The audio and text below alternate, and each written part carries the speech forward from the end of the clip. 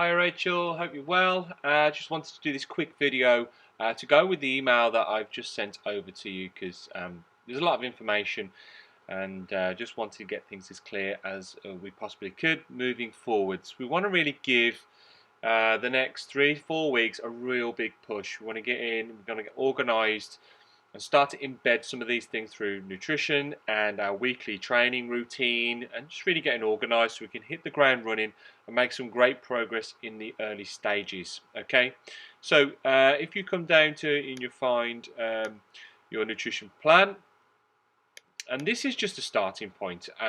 This isn't to say that these calories are all going to stay the same. I think it's a good amount of calories and macros, and we're going to track them and see how we get on, and we can adjust them as we go. So first of all, what we're going to look at doing is having a higher calorie day and a lower calorie day. I just like to set it up this way. It's not too confusing, and also those higher calories can really kind of help you through busier days, days that you're going to train, days that you're going out, you're doing some resistance training or your yoga or going out for a walk or a run or something like that. That's not to say that those higher calorie days have to be on a more active day. But as we go down, it just gives us a little bit more of a routine and a plan moving forwards. So our higher calorie days, we're going to look at just over 2,000 calories. I want to see how you feel on that. I want to see how you react on that, and then that will dictate what we do. If we can push them up, obviously, if we can, and weight and body composition is moving in the right direction, then why not? And then on your lower calorie days, we're going to get just a slightly 1,800, just bringing them down slightly, and you'll see how we manipulate those in a moment. Don't worry too much about this. This is just like kind of how you would like to, in an ideal world, set out your nutrition. So a breakfast which is mainly protein and fat based, there's no issue getting some carbs in there at all, but predominantly we're going to look at more protein and fat based breakfast. A lunch, protein and carbs. Snack is going to be something like a smoothie, nutritional smoothie, a snack bar of some sorts, which is naturally going to bring you more protein and fat. And your evening meal is going to be more towards a protein and carb based meal. So it's just giving you an idea of how to set out your days with your food. Now the breakdown of this, and this is what we're going to put into MyFitnessPal, and all I would do is I would put in and track your higher calorie day. So 2,100, 200 protein, 85 fat, and 135 carbs. Okay, and then our lower days, we've just bring the protein down to help with digestion and everything else. Fats have just dropped down slightly, carbs have come down, and just again, see how we feel on those on our non-training days. Okay, so that's how we're going to manipulate that. Over the week, it's going to bring us just underneath 14,000 calories throughout the week. Okay. Some notes, I'm going to come back to those. Supplementation, don't worry too much about that at the moment. Obviously we're going to hopefully tick all the boxes as well as we can through nutrition. But just the staples, the basic stuff. You might look at a good quality multivitamin in the morning and a probiotic pre-bed, just to look after your gut health. But don't worry too much about that at this moment in time. And then how your week is going to look. Now please move this around where necessary. But just this gives you a good idea of how a general week may pan out. Okay, so we're going to have 1, 2, 3, 4 higher calorie days with 1, 2, 3 lower calorie days. And as I said, you'd like to get the higher calorie days on days that you're going to be either doing your resistance training, your yoga, your run, a long walk. It's just going to help you with more energy. But it's not the end of the world if they don't. We're just going to make sure we get 4 higher calorie days and 3 lower calorie days.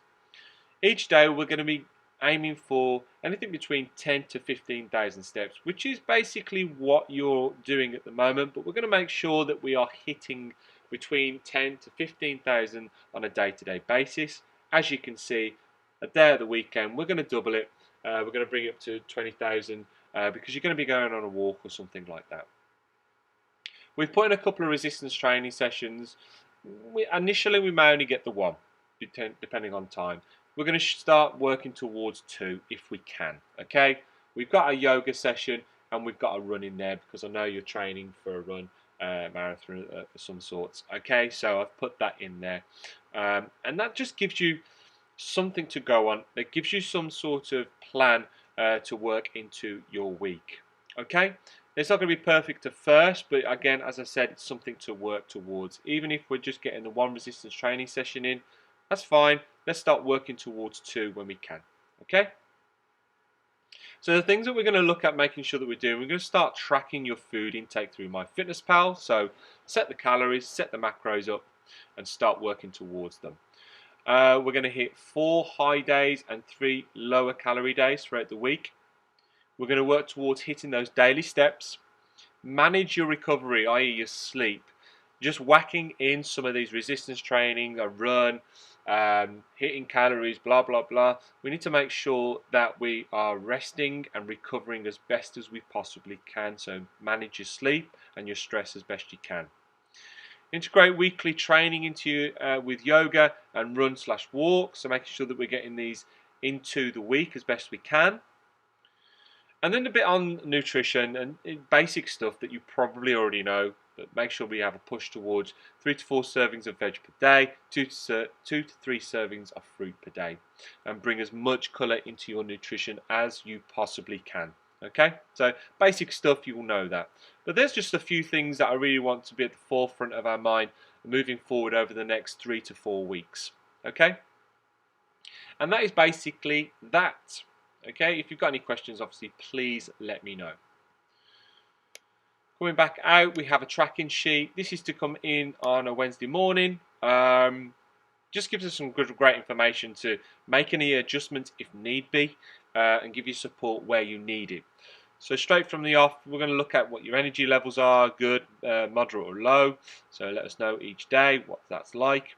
Ability to focus, mental, emotional stress, how we're feeling, signs of any illness, and muscle soreness.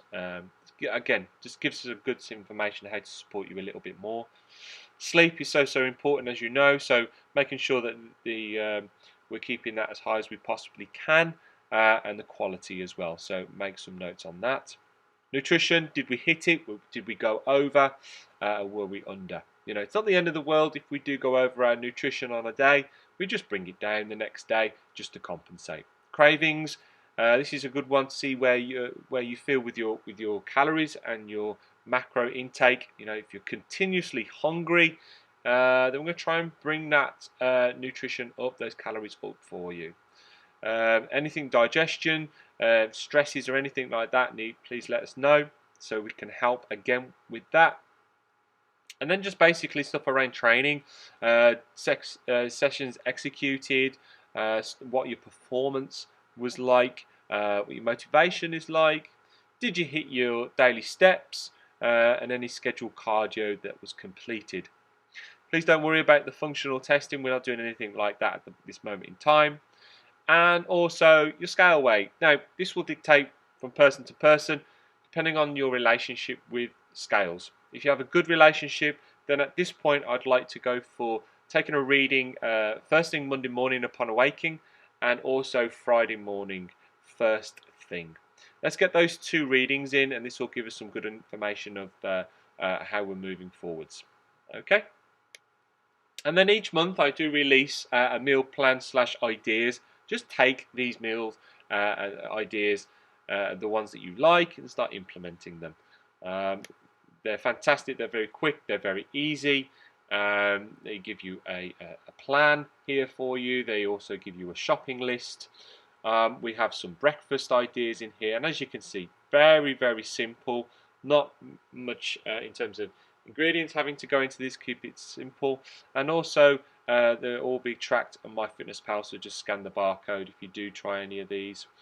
Just come through, we've got some breakfasts as you can see, some lunches, soups, there are some dinners in here as well, evening meals, and yeah, here we go. So nice pudding here, and some shakes as well, that you'll find in here. Here we go, some nice smoothie in there for you as well.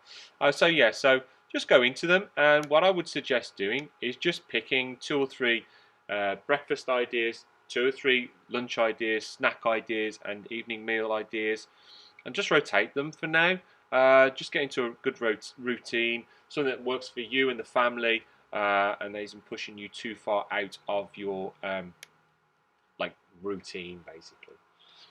So that is it. I'm going to be doing a quick resistance training program for you, a couple of sessions that you can stick into the week with a limited um, equipment that you have at home, and that'll be over to you later today. So hope that's all made sense, Rachel. Any questions, please reach out, drop us an email or a WhatsApp, and I'll get straight back to you.